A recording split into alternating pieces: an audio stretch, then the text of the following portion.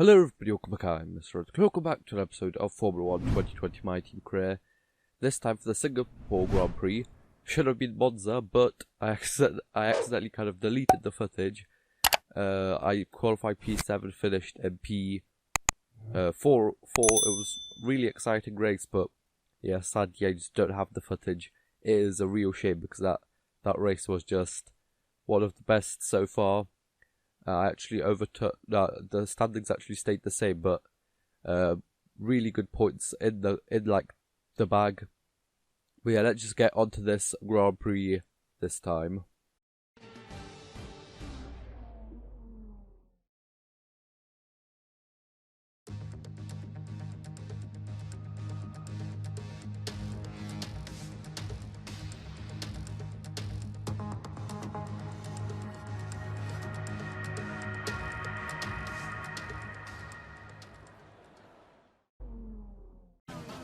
Okay, so here I am going out for my first flying lap in the car around the Singapore Grand Prix. Quite an okay track. Well, to be honest, not really. I don't really like it too much because you just can't really overtake. It's like Monaco. You just can't overtake like basically anywhere. There is more space than Monaco over here. There is like more DRS zones like over here, but like it's really not that fun to kind of race in. Especially we're watching like real life racing over here. Nothing really like special ever comes out of it. Like there is like some, of course, like cool moments like in every single racetrack. You could have like a really boring racetrack and it would still bring up like a couple interesting moments, but in this one I know it's kind of not that good. So for my first flying lap I went with I'm pretty sure it was a 5-6 setup. So 5 front wing and 6 rear wing, which, as you're going to see by the time that I'm gonna set in about 40 seconds time from now. Yeah, it's probably not going to be the best setup. It was the one that the game kind of recommended. But yeah, it's just not going to be. It's not going to be enough for this kind of like track. Just loads of turns, not really any straights. There is like just like little bits of straights over here that you shouldn't really lose too much time in, with like, yeah, not enough straights to lose time on, so you can kind of set the car up for the corners mostly. I actually damaged my front wing over there, which is kind of bad, but across the line over here, and it's going to be a P3 for now, but when I actually get back to the garage, as you're going to see right now, it's actually going to be P11, and we're 4 seconds off from the pole sitter at the moment. So for this time, for the second lap, as you can see over here, coming out last. So we definitely didn't get the kind of setup right. But for this lap over here, I'm pretty sure I actually changed it to a 7-6 setup. So making it like the front wing, like putting it down, so you can actually down or up. No, I'm pretty sure it's upright, or is it down? No, it's going down, I'm pretty sure. But we changed the front wing to 7, which, as you can see by the time, it's helping us a lot in corners, and we're not losing too much time in the straights. I actually damaged my front wing over there once more, so like lime green, so we should be okay to kind of set a decent enough lap time at the end over here. Already 2/10 up. We're losing some time in some places, but as you can see over here, we're going to gain 7/10 over there, just one corner, already 8/10 in just that one corner, which just shows how bad this kind of setup was, that we're going to probably make up about a second when we cross the line. Yeah, luckily I didn't change it, because like that I would have started last. I would have had like no turning ability once, like at the start, and then once the tyres start to go off too. But as you can see over here, 1.3 seconds up now, and when we're going to cross the line over here, it's going to be a P19, so a slight improvement, but that definitely has made a bit of an improvement. I don't really know where we finished because I don't get that recorded when we came back to the garage, but over here for my final flying lap over here. My third and final one. Actually, I will put the front wing down even more. So it's now 8-6, because you can't change the rear wing now. So it's in park ferme and stuff. I would have changed it, like probably made it like probably 7-7 or 8-8. Just get the most out of this car on this track. But I did go for a 8-6 right now. So it should help us even more, as you can see over here, past like the first sector already, 8/10 up, which is just amazing to see. Like how much time you like different setups cost is just really insane. Like a bad setup can literally cost you 4 seconds from the pole time, which is just, yeah, definitely, I should definitely kind of make use of better setups, make use of practice more to get a better setup, to kind of make the most out of our car. Cause like that, if I would have just left on that, I would be like, oh, bad car. But like that, as you can see over here, we're making up 1.4 seconds now, which is just, well, insane. I'm attacking all of these curves really aggressively, but I just want to see how much I can get out of this car in a single lap over here. So already 1.5 seconds up, which is just, yeah, it's just getting closer to the pole time. It's not going to be pole because, yeah, this car isn't that good. But as you can see, when we cross the line over here, it's actually going to be at a P11. So from P22 to P11, which is just a massive jump up. Like a really, really massive one. And it's good that we made that change over there. So over here, P11, 1.1 seconds off the pole time now, not 4 seconds, which is a 3-second improvement, so huge improvement with just the setup over there.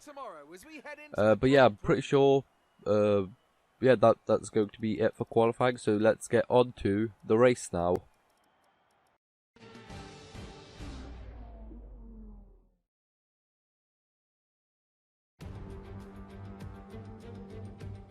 Against the spectacular backdrop of the Singapore skyline, Formula One returns once again to do battle in what tends to become something of an endurance race, with the notorious sauna-like temperatures in the cockpit making for an extremely physically challenging Grand Prix.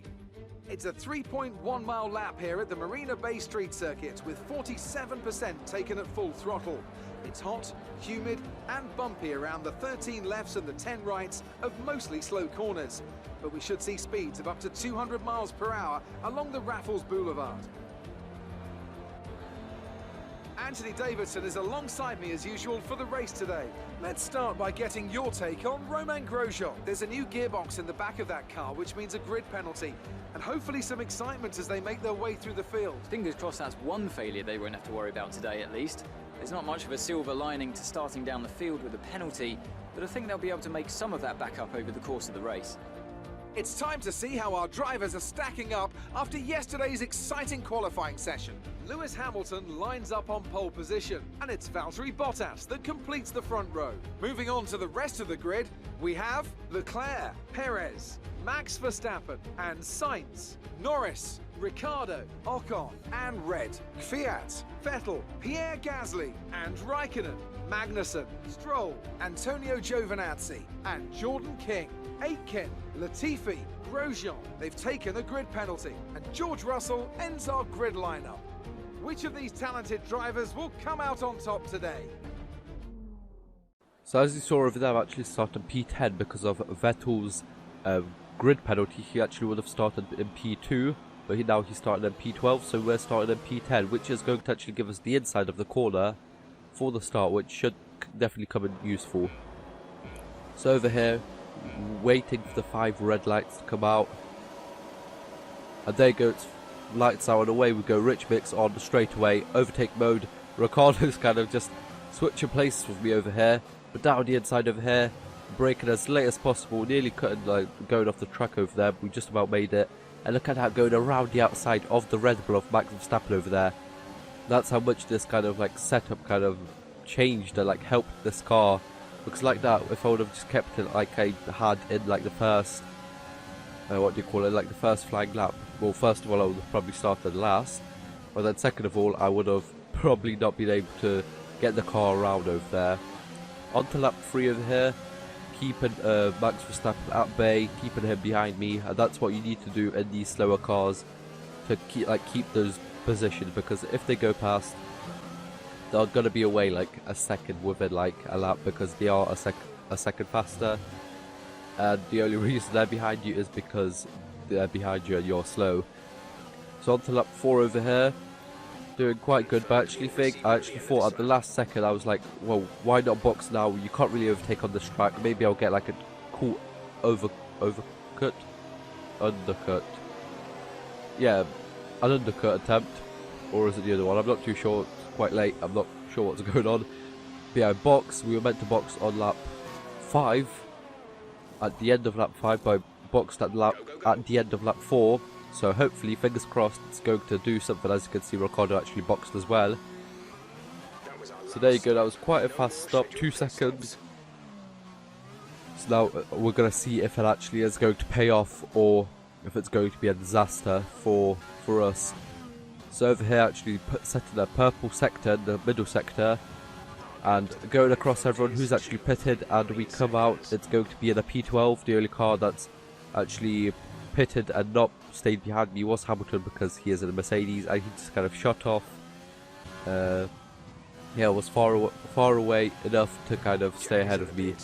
Second set of pit stops over here, we actually come out in P4, as actually Leclerc's over here. We actually managed to get up to P3. I tried to get on to Bottas, as you can see over there, just didn't have enough kind of speed, and as you can see onto lap 9 over here, just a couple laps later, he's already 5 seconds ahead of us. So it would have been really hard to kind of keep him behind me, even if like he would have been behind me. It would have been really hard to kind of defend from him, because yeah, in qualifying pace we were like a second slower than them, but in race pace I'm pretty sure still around a second slower, so it would have been quite hard. Over here, lap 12, Perez, damage with Perez over there, make some contact over there, quite a bad move by me, to be honest. But over here on lap 12, I was kind of joking before to myself, to kind of, it would have been cool if one of the Mercedes would have kind of crashed, but I'm not really sure what happened to Bottas. I'm not really sure if he crashed or something. I didn't see his car anywhere, but he is out of this race. Virtual safety car for a bit, about half a lap, and then we continue on. Now we're in P2, so this could be, well, our second best result so far, because we did win one. We came third, I'm pretty sure. No, I'm pretty sure we won one, and that was there on the podium. But we have a chance to be P2, which is, well, just as good for us as P1, because this car was nowhere near good enough to kind of be the second fastest car on track. But with a bit of, let's say, kind of playing around with like the pit stops and stuff, great defending, we're maybe going to be able to hold this off. Perez down the outside, the inside, tried to overtake us, but we just managed to hold on. As you can see, lap 15 over here, final lap over here just past the bridge. Ricardo actually kind of bumps into me. I'm not really sure why, if he like, I don't know, didn't break in time. But over here around the final corner, across the line in a really decent P2. Top job, my friend, top job. I was a bit worried about this one at the start of the weekend, but you've pulled through. Thank you.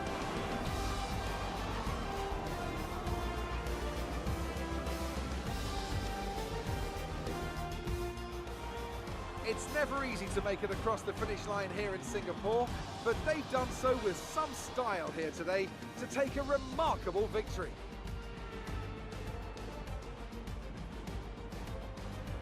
So Anthony, what made the difference out there today? I think that smart tyre management on track and very smooth driving definitely assisted in their victory today. That combination meant they got the absolute maximum out of their tyres at all times. And I can see the drivers starting to approach the podium for the victory celebrations. A real team victory today. Everybody played their part. Congratulations then to Mercedes, your race winners today.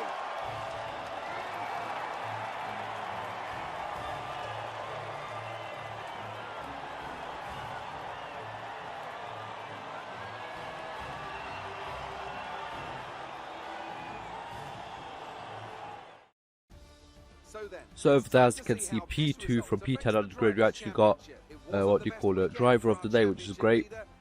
Let's have a look at the standings over here. We actually jump Albon. We're actually kind of slowly but surely getting close to Max Verstappen, so I'm thinking maybe P5 could maybe be possible, because we are already 5 points ahead of Albon, and we are getting close to Max Verstappen somehow. In the constructor standings, we jump Renault and McLaren, I'm pretty sure, up to P5, which is just great. Really close to Racing Point. We're not going to be able to catch up to Red Bull, but Racing Point, 3 points ahead, we're definitely going to be able to catch up to them.